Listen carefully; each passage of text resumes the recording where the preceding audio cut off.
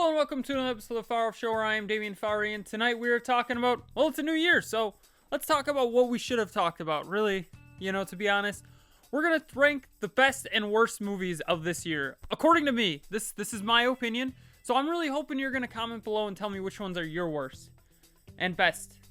When I say favorite and worst movies of the year, to be honest. So let's start talking about it. Let's get a couple of the good ones out of the way, and then we'll move on to the actual bad ones. So let's start off here with Ford versus Ferrari. I know what you're thinking. Damien, didn't you really like this movie? I did. That's why it's in my top 10. But Damien, did you really see that many movies this year? This year I saw about 20 movies.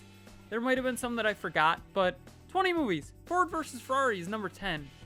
Originally it was 11, and then I moved something out of this top 10. Spoiler alert. It was Rocket Man. I liked Rocket Man, but not enough to be in here. So, that one, Hobbs and Shaw. Great movie. I love it. I think it's great. To be honest, I was never a huge Fast and the Furious movie fan, but after seeing this movie, I bought all of them and rewatched all of them, so maybe we'll get a review on those all sooner or later. But this one was good. FAR. So both these are FARs. So I think they're both great movies. To be honest, I would continue watching them over and over again. Hobbs and Shaw I still have to buy. Ford versus Ferrari is still technically in theaters, so can't get that one yet. So let's get a bad movie out of the way. We're going to put Hustle. Or The Hustle. I don't know what they call it. It's only an F. That movie was terrible. If you like it, that's personal preference. I don't need to watch J-Lo being a stripper that badly. With no plot, because all the problems they solve within a couple minutes after the problem becomes a thing. And it's like, I get it, but come on. Really? So, Hustle. Then, Jumanji, The Next Level. I love this movie too. 2 Dwayne The Rock Johnson movies. Weird to think that I like Dwayne The Rock Johnson, and 2 of his movies are in my top 10. I didn't see Fighting With My Family, so that one's not really in there.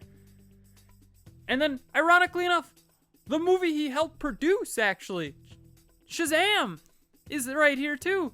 3 Dwayne The Rock Johnson movies. The only one we're missing is Fighting With My Family. If only I saw it. I didn't see it. It wasn't really released near me here, and I just haven't had time to see it, to be honest. So, both great movies. Both Shazam and Jumanji The Next Level. Jumanji The Next Level takes place later after, and it's still a good movie. I love it. I think it's just a little not as good as the Welcome to the Jungle, but Welcome to the Jungle was such a surprise that I can't say no. Shazam, this movie is good. I'm excited to see the Black Adam movie with The Rock. I mean, it's going to happen sooner or later, and I'm excited to see what happens with it. So, then let's go to another bad movie, which is Dark Phoenix. I saw this movie just because I knew it would be bad, and it was bad. So, the X-Men franchise, we all thought would go out with some sort of bang, but it went out with more of a, oh god. That sounded really sexual. But, being honest, it went out with a, like, come on. Logan, Deadpool, great. The rest of the X-Men franchise, to me, not worth it. So, then, going on to it again, Knives Out.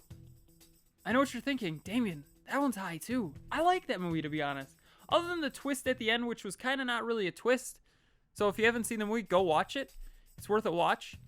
But the twist wasn't really too much of a twist. It was kind of like, well, alright, that seems reasonable. Then, Star Wars Episode 9, The Rise of Skywalker. To be honest, this one is slowly climbing up. I rated it an FAR in my review, and part of me is going to maybe push it up to an FARR. I really like this movie, and the more I watch it, now I've seen it 4 times at this point, the more I watch it, the more I like it. I know what you're thinking. Damien, that's not a great movie. Well, it's all personal preference. I enjoy this movie a lot, and I'm just continuing to love it more and more. So, going to another bad movie. It Chapter 2. What happened? You had such a good cast, and you sucked. Like, come on, this movie was terrible. The cast was great, and they tried the best with what terrible script they had. I don't know what to say. It was just bad. The first It was pretty good, though. I'll be honest there. But It Chapter 2? No. No. Then, Spider-Man Far From Home. I love this movie, too. I know what you're thinking. There's a lot of superhero movies in here, Damien. Well, I like superheroes. Shazam was great. I feel like Shazam may be getting higher and higher the more I watch it, but I only saw it once at the theater. I loved it then, and I hope to see it again soon, before Black Adam. Spider-Man Far From Home. Tom Holland is Spider-Man at this point to me. He is Spider-Man. Don't get me wrong, I love Andrew Garfield, and I've slowly made that movie series into a romantic comedy for myself, which is terrible, but hilarious at the same time. So, I love it, Farr.